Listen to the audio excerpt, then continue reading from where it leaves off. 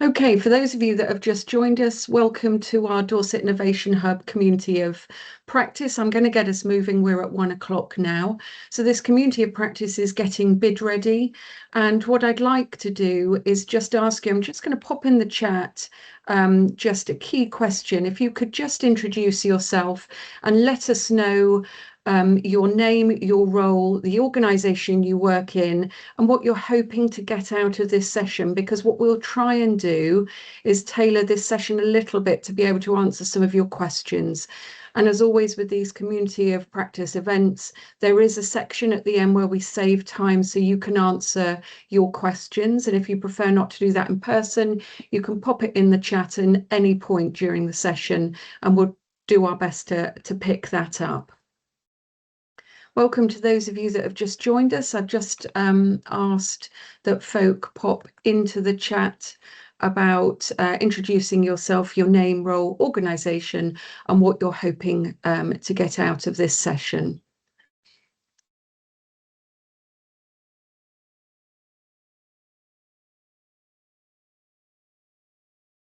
Just giving a folk an opportunity to arrive, and I'm hoping that folk are working on just adding elements to the chat as we've just talked about.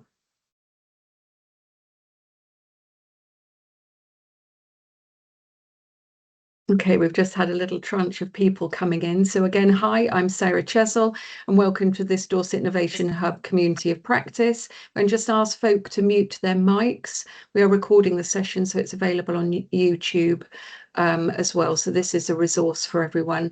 If you've missed it in the chat because you've only just arrived, I'm going to put in for a third and final time. If you can just quickly introduce yourself in the chat, your name, your role, your organisation you're working in, and what you're hoping to get out the session, and we'll try and tailor the session to build in your questions. And if we don't get to your question until the end of the session, we've got a section where we will run through questions. So let's kick us off. It's great to see so many of you popping your details in the chat. That's fantastic. Thank you.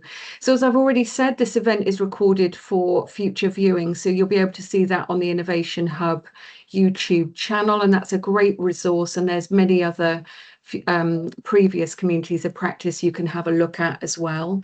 The slides will be made available after the event, so Sandra will send those through via Future NHS for you. You will be given an invitation to join Future NHS, and then you've got it there as a resource for you, so you can really look at the information as you're getting bid ready and utilise that in a really constructive way.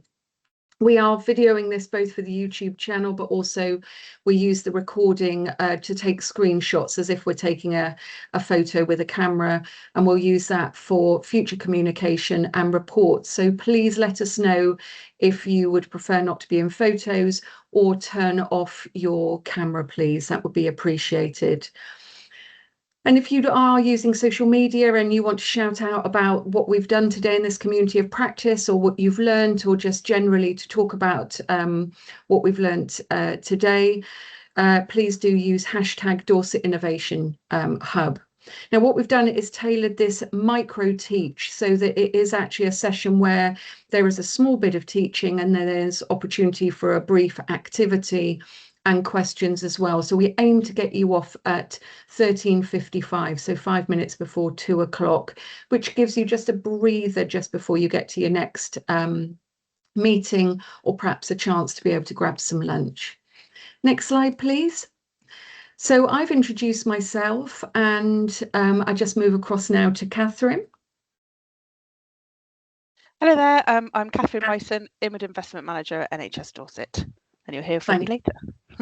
Thanks, Catherine. And coming to Paul. Hi, yep, I'm Paul Baker, Bid Development Officer. I work with Catherine in NHS Dorset. Welcome, Paul. Coming to Michelle.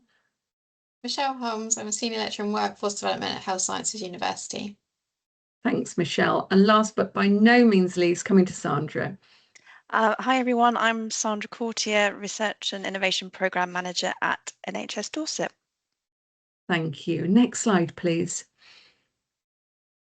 So with this community of practice, I hope you're in this Teams meeting for the right reasons. We invited you to find out more about understanding about funder requirements, key generic supporting documentation that will help you with getting bid ready, and that includes a checklist, and really to explore about potential opportunities. And Catherine and Paul will expertly guide us through that training today. And as I've said, there'll be a chance to ask questions, but do pop them in the chat as well as you think of them.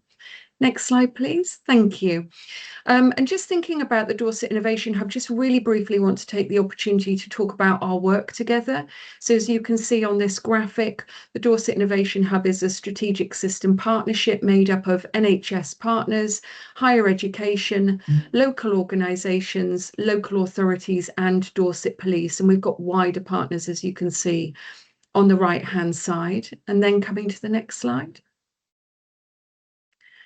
And the Dorset Innovation Hub is made up of an overarching programme group. You can see an image on the top left there, and it's likened to a mini ICP, so an integrated care partnership.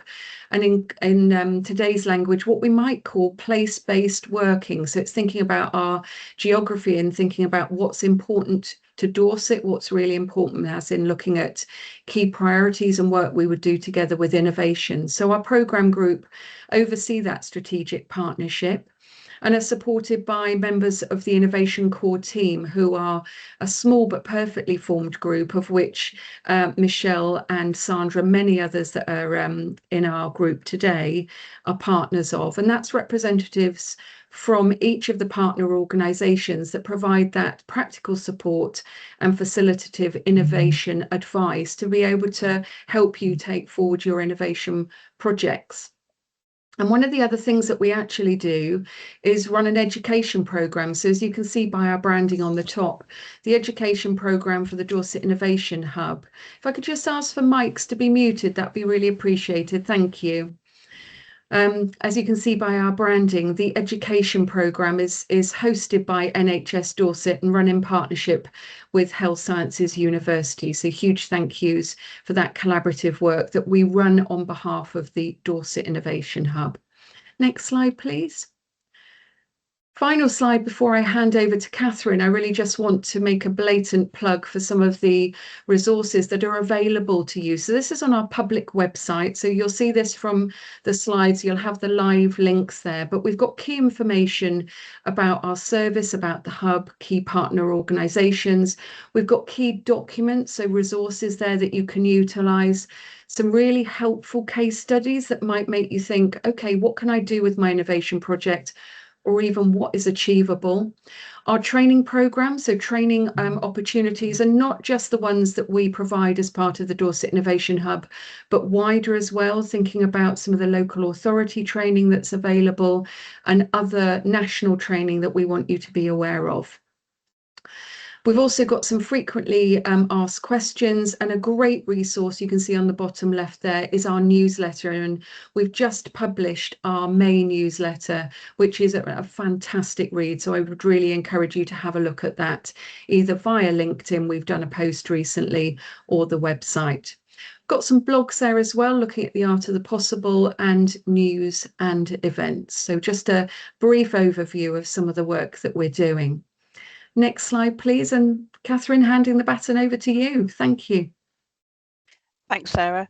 I'm not going to reintroduce myself, but myself and Paul are here to talk about getting bid ready. We are part of the inward investment team at NHS Dorset, and my colleague Nick Casey, who's the picture in the middle, is also part of our team, just not here today. So we support partners across the integrated care system to look at developing and writing funding applications. And as subject matter experts, that's why we've been brought here today to do this mini learning session. On to the next slide, please. So first of all, when you're looking at funding applications and writing a bid, we need to understand who the funders are, why they might be putting out funding, and what it is they are trying to solve. Is there a question that they're looking to have an answer to?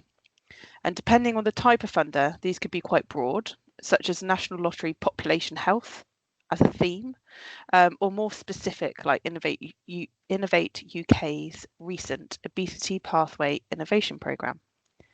So you really need to understand the big picture from the perspective of both the funder and also your own organisation.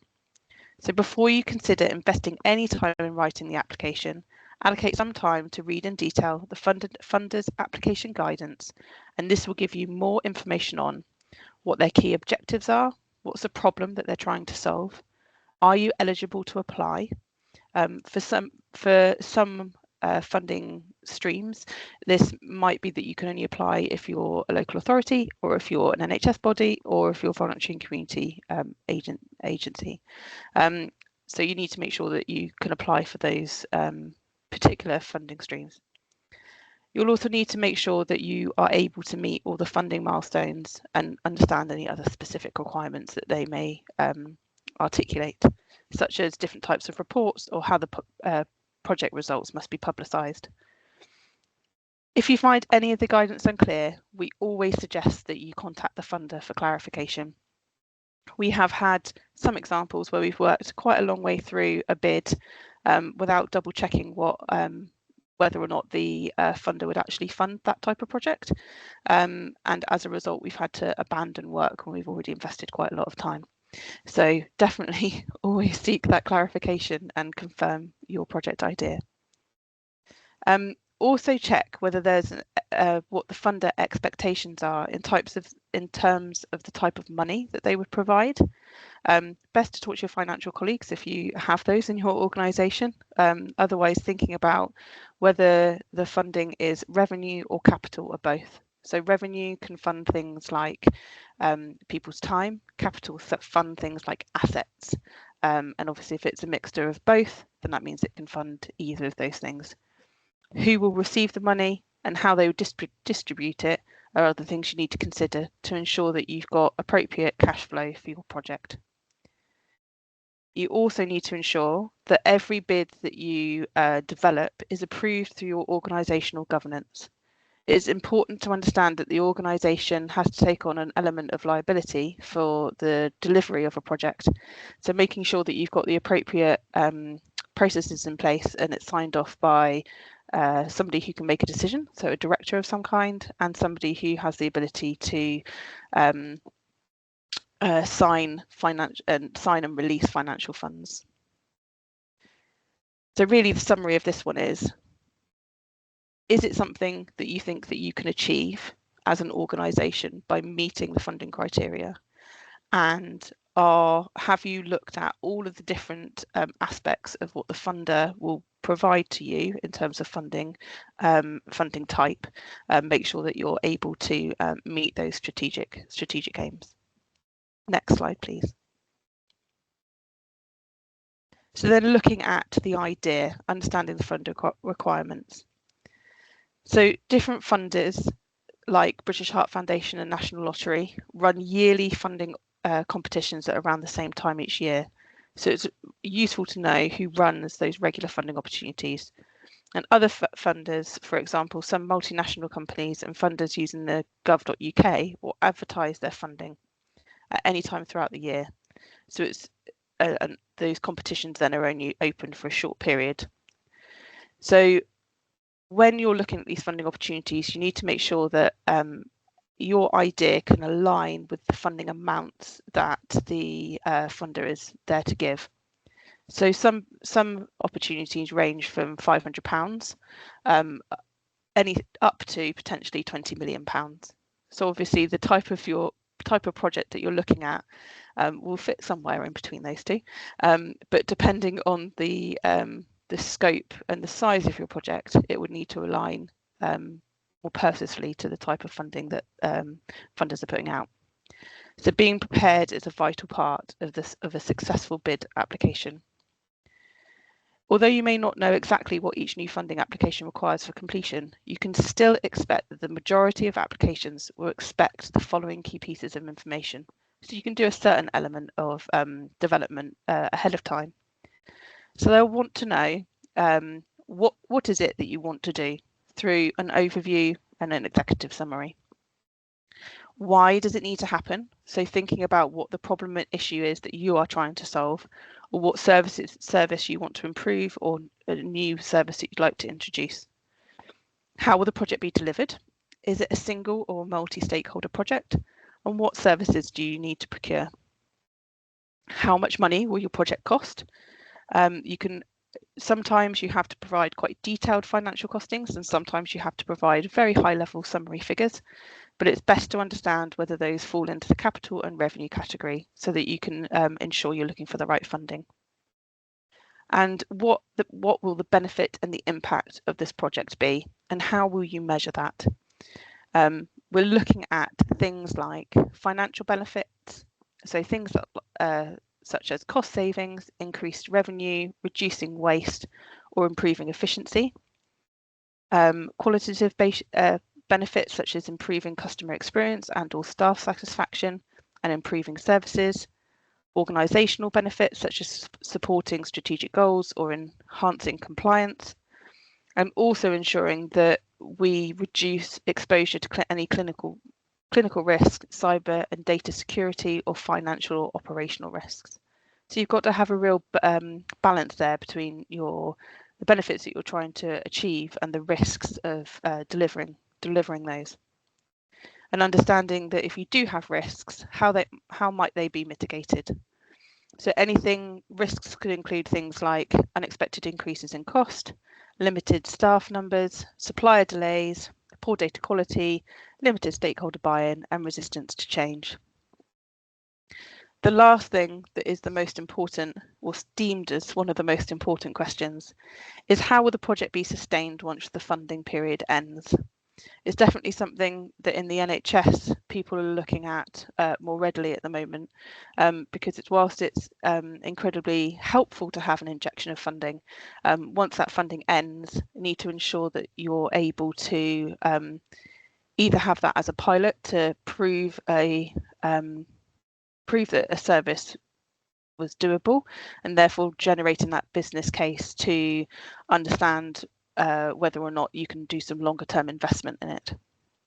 So in every project and work stream is approached with,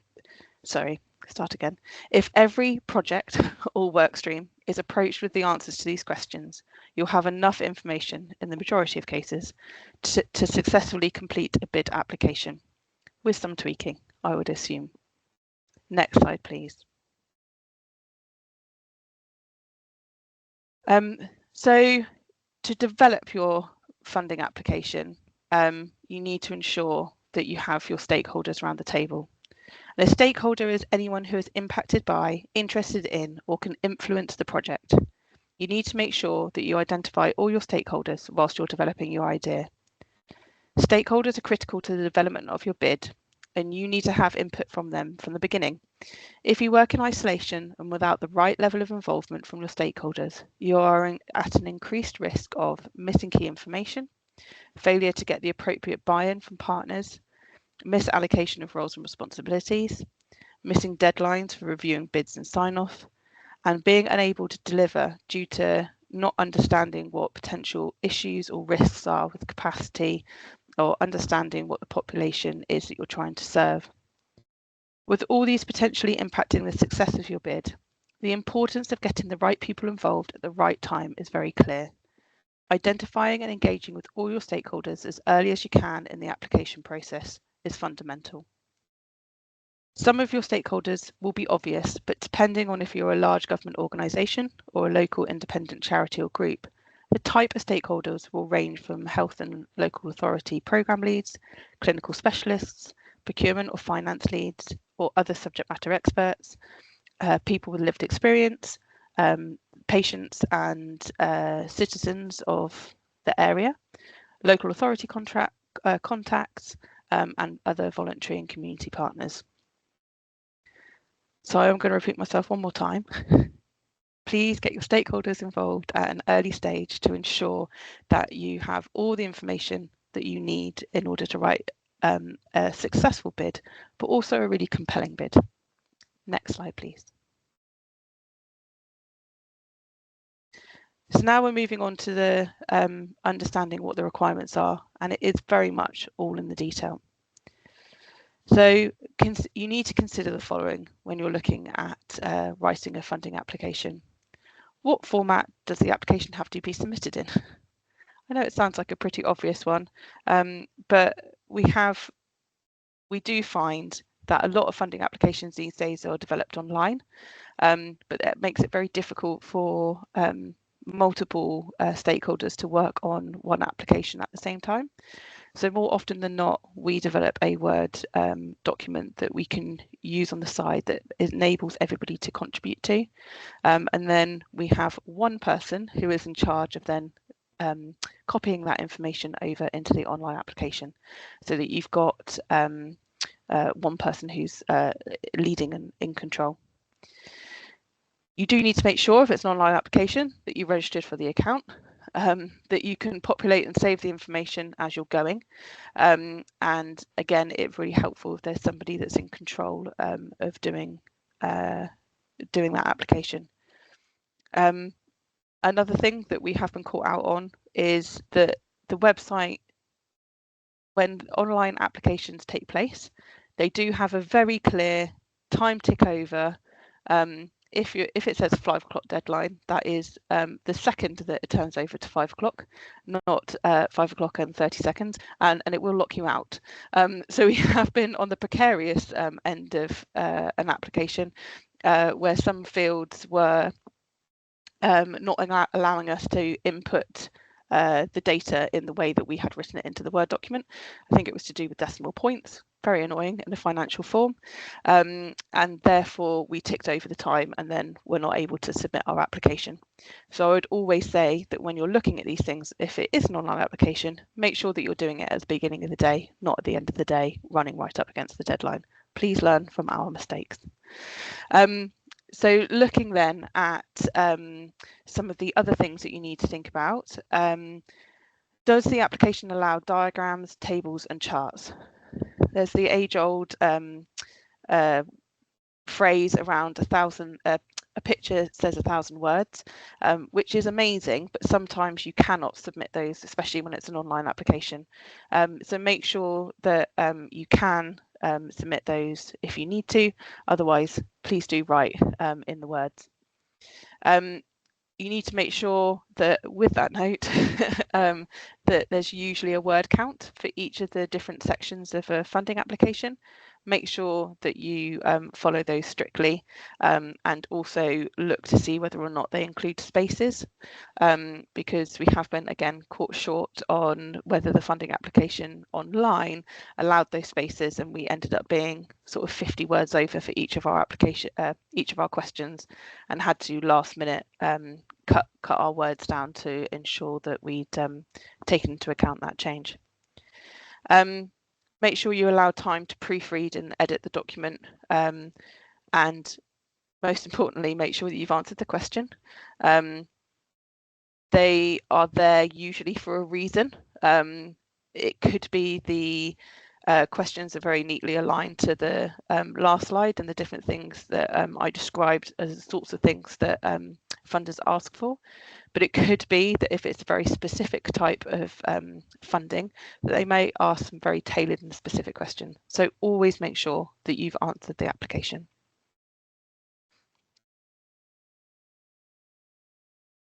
So the key message here is what they don't tell you is very important, is almost as important, sorry, as what they do tell you. So make sure that if you don't know, ask the question. And always kind of double check before you submit anything online, just to make sure that whatever way that you're editing a document, that you're able to submit them on time. Next slide, please. Thank you. So the final consideration for getting bid ready is what happens beyond the funding.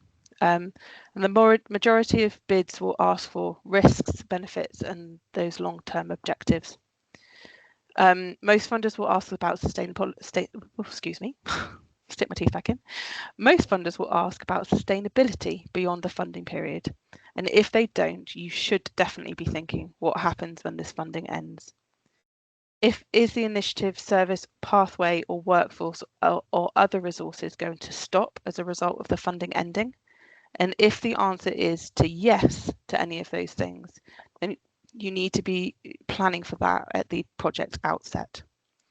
So you need to be considering, whether or not you need to build in a valuation as part of your project, which the answer is yes, you do need to include some evaluation to understand whether your project has been successful, and therefore whether you're able to write a business case to set out how you might need future investment. Obviously, there are different models that you could take to find that additional funding, whether that's through applying for new grants, applying internally for strategic funds, or other funding mechanisms that you may have within your own organisation. While this might not be necessary for the bid application, although more often than not they do ask a question, it is good practice to prepare and maintain these documents early. They will be needed for a business case, and as I said, you'll need to have a business case for any future funding. So moving on to the next slide then, please.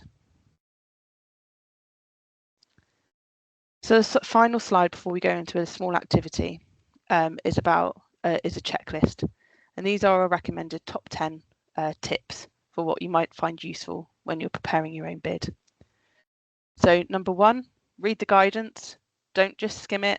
You will probably have to refer back to it. Make sure that you ask any questions up front.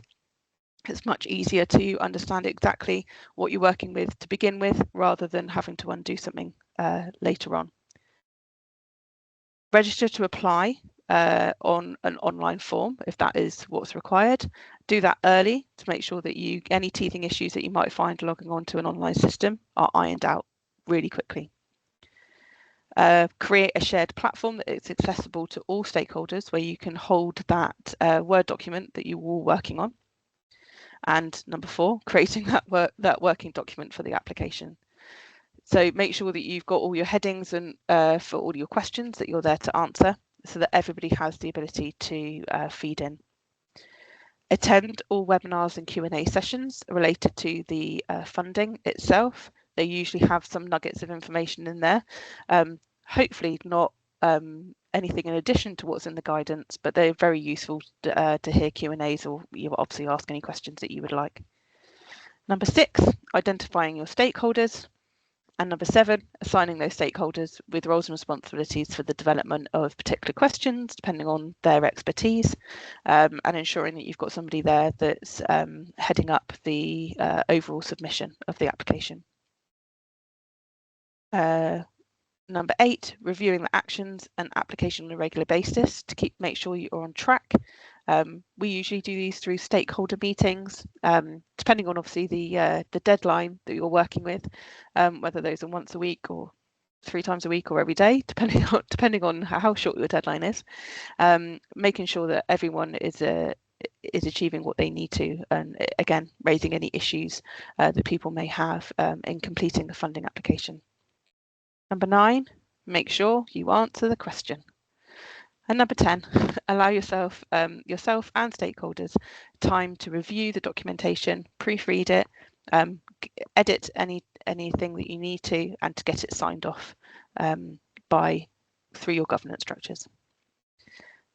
Thank you. So now I'm going to move on to a quick discussion or little activity.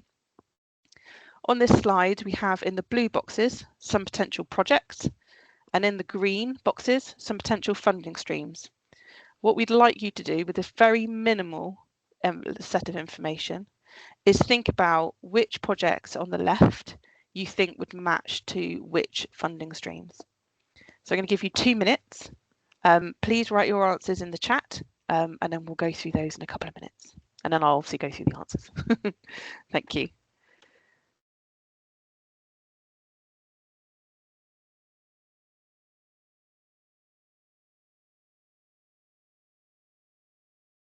So just while folk are completing that activity, Catherine, just to let you know that Michelle's been fielding some questions in the chat. If you just want to have a quick look, I'm sure you'll see they're there. Yeah, thank you, Sarah. Your question, Louise, is in the slides, so we will come back to that one quite nicely.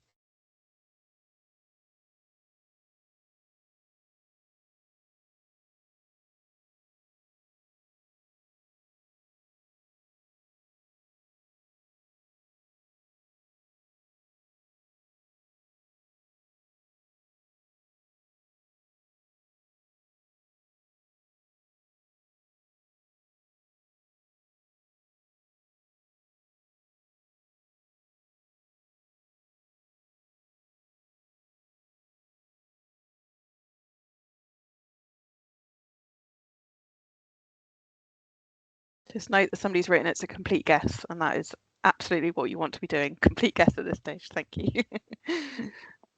Good to see them coming in though now as well. Thank you. Lots of similar answers as well, which is really interesting to see. How many people have forgotten the call? How many responses am I expecting? Sorry, I should have asked that.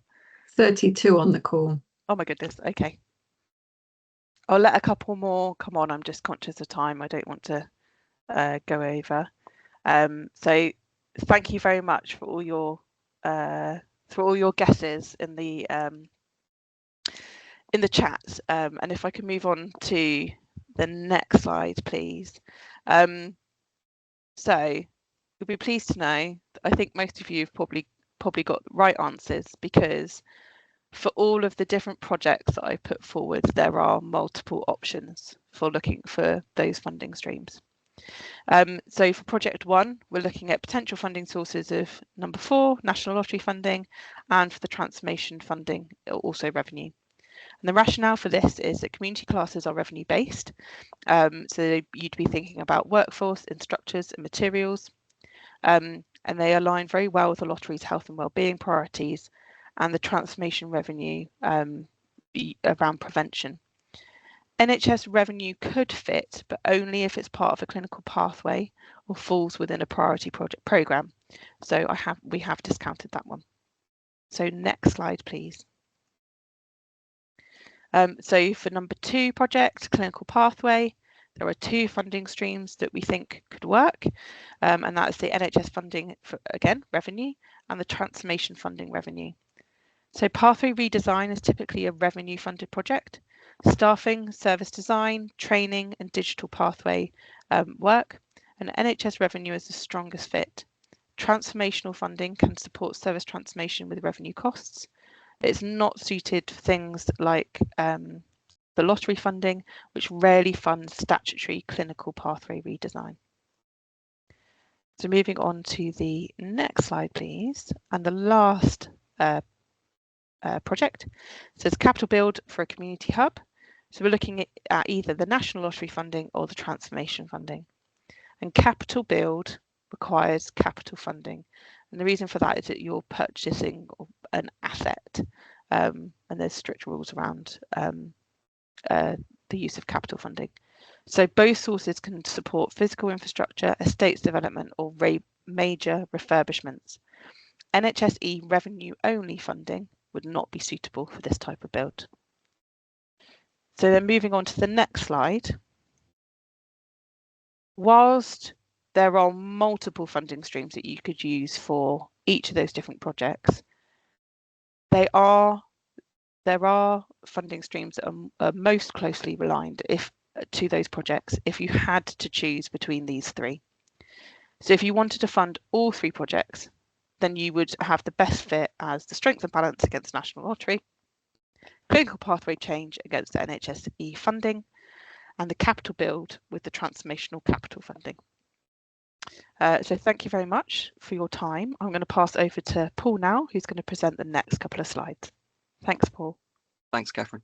Thank you. Hi, everyone. Yeah, there was a question earlier about we find or explore for potential funding. So hopefully this will cover it. So I'll run through the list. Horizon scanning is actually a Google search. I wouldn't recommend it. You're better off talking to colleagues or other partners in your organisation, see if anyone's either looking for funding or are aware of potential funders that might be of interest for you. The next 2, word of mouth and networking, these are probably the best places to find funding. If you talk to colleagues across health, social, community and local authority that you might work with, they are probably best placed to hear about potential funding initiatives, because what you'll find is funders want to give them money, so they're quite keen to go out to across kind of at national level and get their funding out there. So links to people is probably the way to find these opportunities. The other thing to do is attend conferences and webinars or similar events. Again, that's a really useful way of finding out what might be coming up. Another area is national and local priorities. If you're aware of what's happening, you sometimes find there is government funding. So, for example, obesity's been in the headlines for probably a couple of years now, and literally in the last 6 months, a funding opportunity for obesity-linked projects has arisen. So it's always good to be aware of what is hitting the headlines. Also, subscribing to sites. So I've got a list here. So think people like Health Innovation Wessex, the King's Fund, NHS Futures, NIHR, the Health Foundation. They are quite good sites to be linked to because they come out with newsletters and they often tell you funding's coming up. We've also got Inward Investment Database. So we keep a list because basically what you'll find is people like British Heart Foundation have an annual cycle of funding. So literally every April and kind of September time, they come up with funding. So it's useful if you're looking for particular funding. If you come across some, is just to keep a note of when it happens, just to keep an eye on that particular area.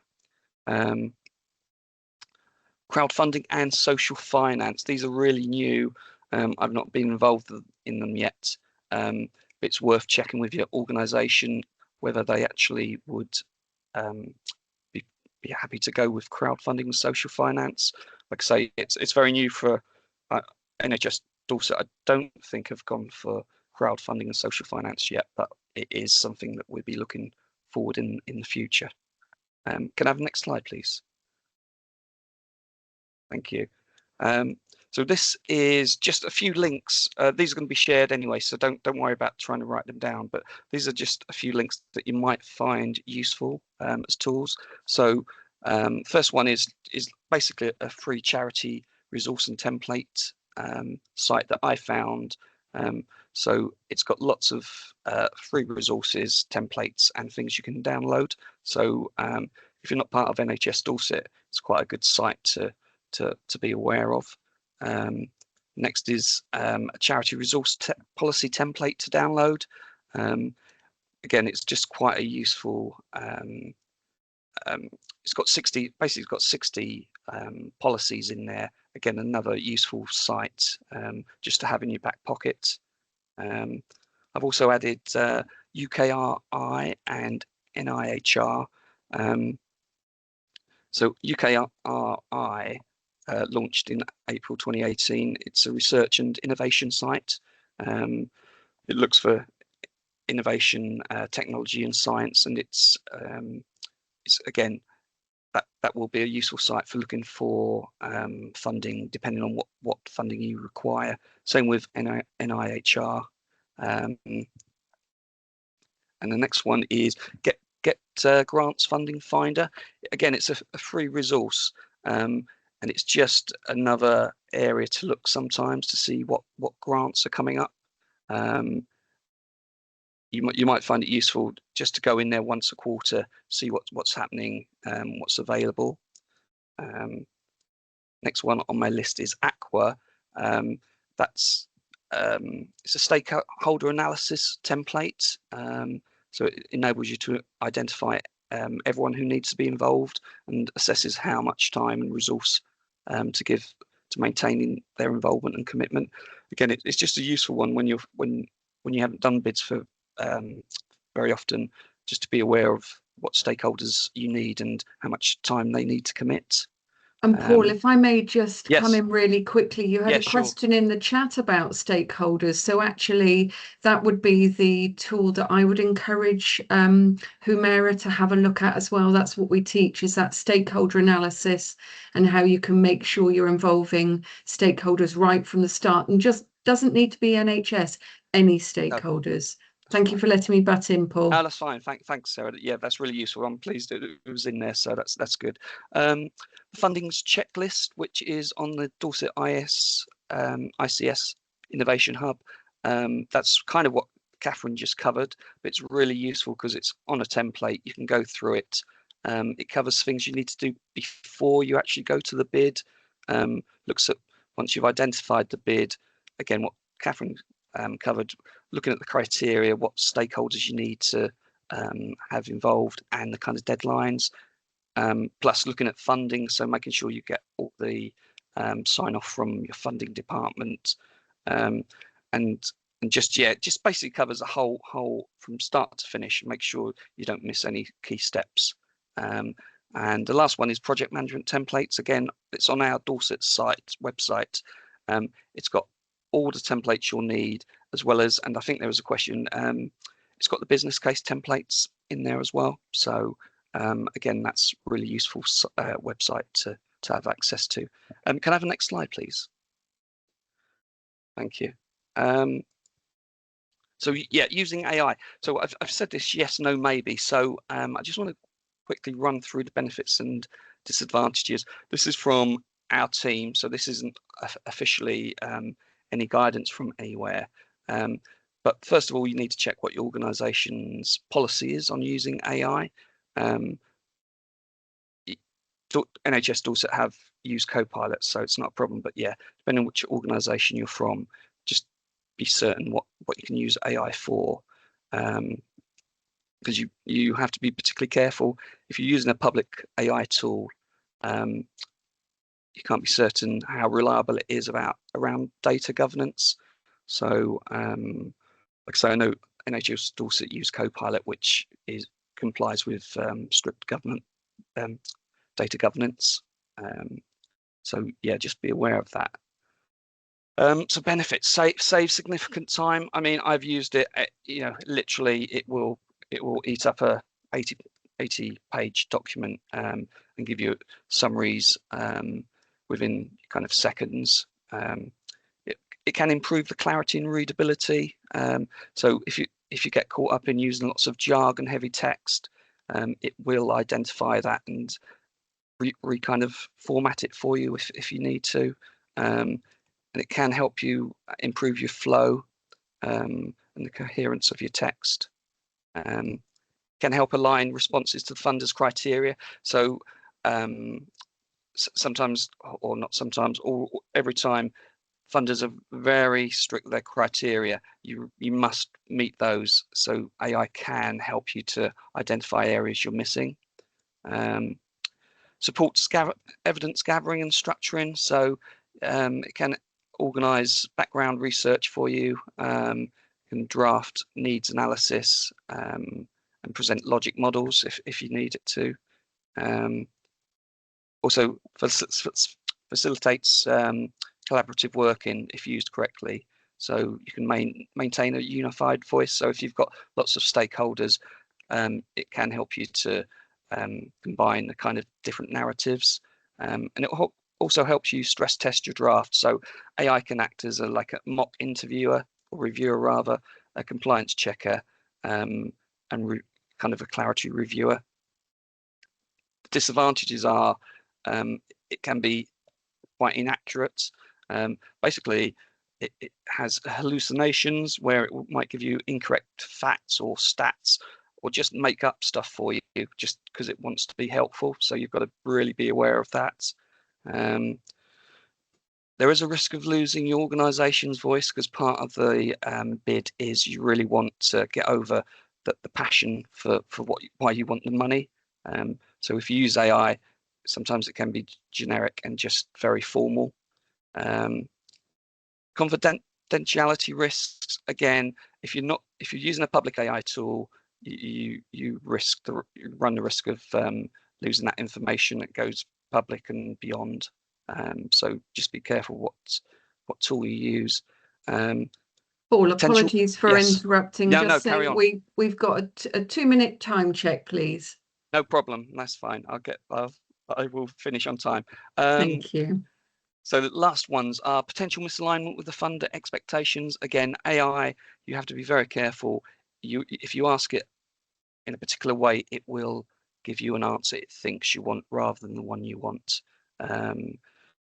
Over-dependence also can reduce your critical thinking. So if you depend on AI, you may lose actually what you're trying to get over. So it's kind of worth bearing in mind. And the ethical and transparency considerations.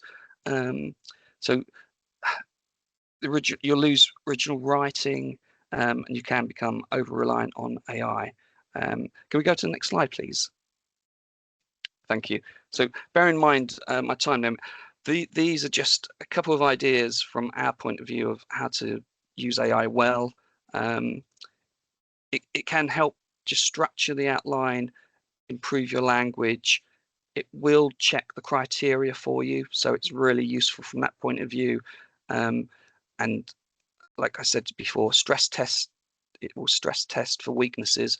So from that point of view, I'd recommend AI, but what we do say is do not use it for creating the content. That should be coming from your experts, your stakeholders, and your organization.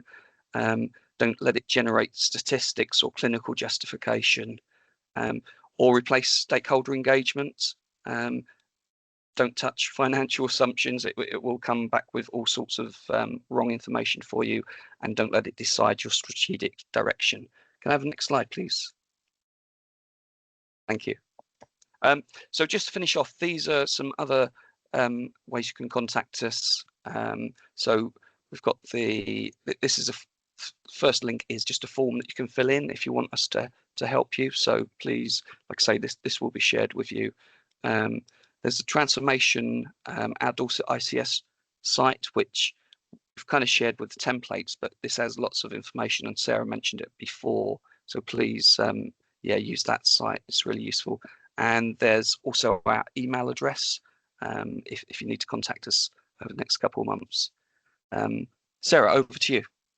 Thank you so much. Thank you, Paul. Thank you, Catherine. I'm just really mindful of time and getting you off by, at the latest, just after 5 to 2. So just as folk are starting to think about questions and any hands raised, a couple of key points that were coming through from the chat. Sarah Jenkins wanted to learn about help about getting a bid over the line and thinking about those points that were being asked about stakeholders and the importance of ensuring stakeholders are involved very, very early on. And obviously Paul's shared that tool with you, but also thinking about the importance of giving yourself plenty of time to allow for reviews of the draft grants by stakeholders. Catherine, is there anything else you want to add for Sarah there with that? I'm just waiting for any hands up. If not, there's a couple of other points from folk. Really just making sure that you've answered the question.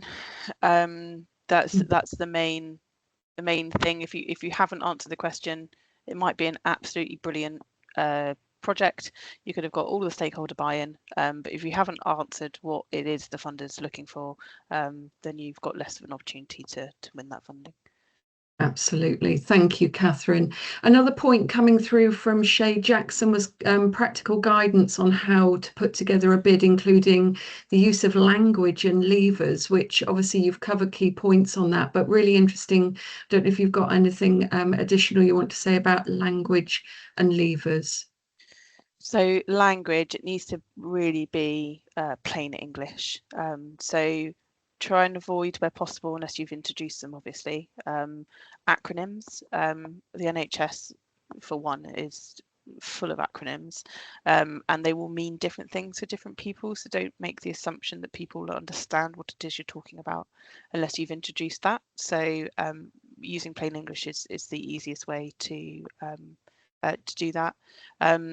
And levers, I would suggest that you can leverage information that's already out there. So the use of strategies and policies, if you are delivering something against those sorts of things. So whether that's, obviously I'm using NHS examples, but whether that's the NHS 10-year forward plan or policy specifically to, we're going to talk about obesity again, because that's the latest bid that we've done, obesity, then there'll be specific elements within those documents that will provide you with the context and without you having to write additional or think about additional things and how it fits strategically. So I'd leverage as many things that have already been written, basically. Yeah, absolutely. And we can also use things like evidence bases, other research that's out there, data that's out there that says this is an area of need, and you can back it up with either national or local data from DICE, but something that powerfully tells the story you're trying to say. And as you said, Catherine, is answering that key question. And that's something that folk can fall foul of. They forget the question that's being asked and can give lots of information, but actually if it doesn't answer the question, you're going to be down in your points and it's going to affect your ability to get the grant. The other one, thinking about I haven't got hands raised, so I'm just going to go down through some of the things I've seen in the chat as folk was putting them in, is layman's terms. Coming from the perspective, a lot of the grant funders these days have lay representation, so they have members of the public, folk that don't necessarily know the language, be it an HEI language, local authority, or an NHS provider. So really think about it from those perspectives as well. There's a couple of other points coming through. Two interesting questions, Catherine, and then I'm going to ask if Sandra, we can pop up the evaluation in just a second, an evaluation of this micro teach. The first question is from Shay, who is, oh, I beg your pardon, I've already done that one. It's from Jenny Morton, who's actually looking to enhance skills needed successfully to receive bids. And then you've got a question there from Sue Stone in the voluntary sector talking about she's asking a question about sustainability. So if we could come to the question from Jenny Morton from Sheffield Health Partnership first of all, that'd be great, Catherine. Thank you. Jenny, could I ask a clarification question just before I launch in and don't answer the question correctly? Are you looking at opening up some funding that you're looking for people to put applications into you? Sorry, no, I think that's completely misworded. It was just about top tips to be successful in receiving the funding. Oh, okay, right, okay, that's fine. Then I would have answered definitely the wrong question. I'm glad I clarified. So a lot of the top tips I've talked about today, but I think if you have the opportunity and time, which I know is always a bit difficult, is look at answering some of those questions that we set out in, I think it's the third slide of mine, and thinking about how you might answer some of those questions now without having that funding application there.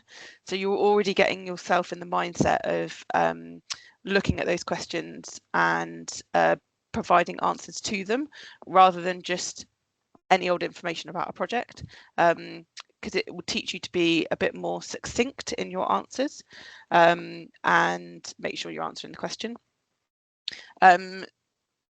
If you've had anybody that you've worked with that's got a successful bid or submitted a successful bid, use them to bounce ideas around and or get a funding application from them that's been successful, so that you can look at and understand what they did to be able to answer those questions successfully. And everything else that we've talked about really today. Sorry, Sarah. What was the second question that you wanted me to answer? The second question was one from Sue Stone, who says, in the voluntary sector, our funding is often short term. When answering the question on sustainability, is it fair to say you would be looking for other funding to continue? This might be a question that will be worth continuing offline. Perhaps if, Sue, you're happy to pop your email in the address, perhaps Catherine, if you're able to respond to Sue. I sense that could be quite a complicated one. In essence, we need to look at sustainable models when we're putting in grant funding, but it depends on the type of grant that you're looking at, but it might weaken your grant if you're saying about sustainability. Thank you. Sue's put her email address in. So we're not trying to shut it down. I'm just really mindful of time. So hopefully that's helpful for everyone. I'm just going to go to the next slide, please. Thank you, Sandra. And Sandra's going to pop into the chat the poll. And if you wouldn't mind, please, just completing that poll to get a feel for this awareness about getting bid ready session and how you feel with each of these questions. And there's a short number of questions, just the 5. So just taking a minute to complete that. And then I've just got 2 very short roundup slides that I'd like to run through, please. So if you can just bear with us a couple of minutes and we will get you off before 2 o'clock.